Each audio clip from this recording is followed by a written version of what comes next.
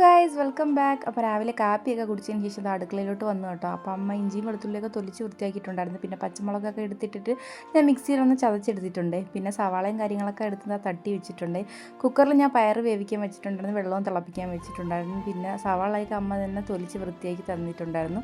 പിന്നെ തോരൻ വെക്കാൻ വേണ്ടിയിട്ട് തേങ്ങയൊക്കെ തിരുകിയിട്ട് ഞാൻ പെട്ടെന്ന് തന്നെ തൂത്തൊക്കെ വാരിയെല്ലാം ഒതുക്കിക്കൊണ്ട് നിൽക്കുന്നുണ്ട്. അപ്പോൾ എല്ലാവരും കൂടെ ഉള്ളതുകൊണ്ട് ഇന്ന് ചിക്കൻ വാങ്ങിച്ചിട്ടുണ്ടായിരുന്നു. പിന്നെ ചിക്കൻ കറിയൊക്കെ വെച്ചിട്ട് പിന്നെ ചോറൊക്കെ കഴിക്കാമെന്നും പറഞ്ഞതാ പെട്ടെന്ന് എന്നതാ തൂത്തൊക്കെ വാരി കഴിഞ്ഞിട്ട് വെളിയിൽ പോയി കരിയേപ്പിലയൊക്കെ പറിച്ചിട്ട് വന്നു കേട്ടോ. കരിയേപ്പിലയൊക്കെ എടുത്തിട്ട് വന്നിട്ട് പിന്നെ പെട്ടെന്ന് തന്നെ ചിക്കൻ കറിയൊക്കെ വയ്ക്കാമെന്നിട്ടാണ് വിചാരിച്ചത്. അങ്ങനെ പിന്നെ ആ കരിയേപ്പിലയൊക്കെ എടുത്ത് തന്നെ കഥയൊക്കെ അടച്ചതിന് ശേഷം നീരതാ സവാളയൊക്കെ നല്ലോണം വാട്ടിക്കൊണ്ടിരിക്കുന്നുണ്ടോ. പിന്നെ അമ്മേനെ ചിക്കനും കൂടെ എനിക്ക് വൃത്തിയാക്കി തന്നു.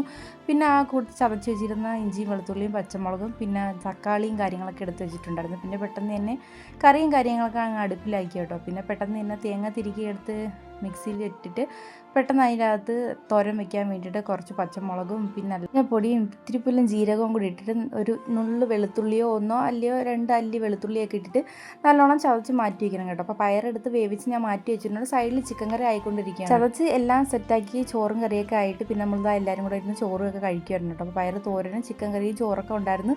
പിന്നെ നമ്മളെല്ലാവരും കൂടെ ഒക്കെ ഇരുന്ന് ചോറൊക്കെ കഴിച്ചു. അപ്പോൾ അത്രയേ ഉള്ളൂ. ചാനൽ ഇഷ്ടപ്പെടുകയാണെങ്കിൽ മറക്കാതെ സബ്സ്ക്രൈബ് ചെയ്യണം, ലൈക്ക് ചെയ്യണം, ഷെയർ ചെയ്യണം. അപ്പോൾ അടുത്ത വീഡിയോ ആയിട്ട് കാണാം. Okay, by.